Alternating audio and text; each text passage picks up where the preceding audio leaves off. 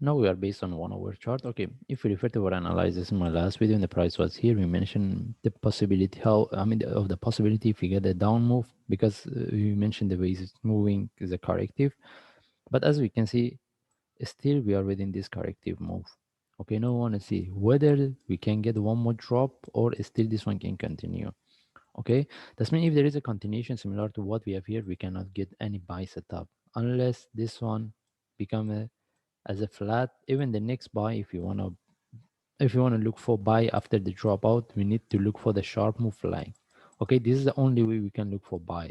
And if you want to look for sell, if this one give us a sell, because even in my last analysis we mentioned what we can expect, at least the price to retest this low, which is 0.0535.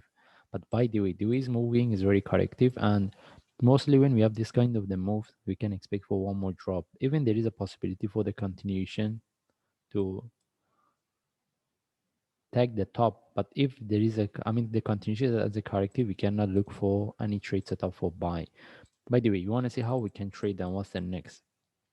As we mentioned in my last analysis, this is what we're looking for in relative to this.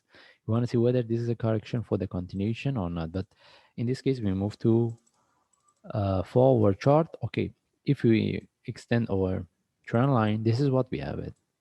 Okay, every times, we get this down the correction, the price when they broke the previous top drop, almost similar to what we have here.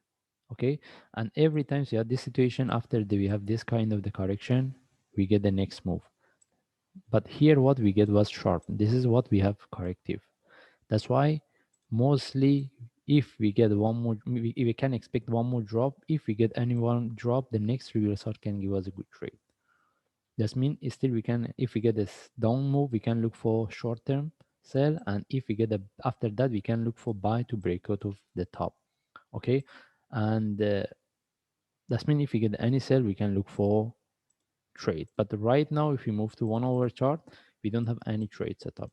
Okay, the only way we can look for sell with a sharp move flag for continuation, and if we get when the price broke this lower, which is almost near close to 0.0535, then from there we should start to manage. This is what we can expect for next move.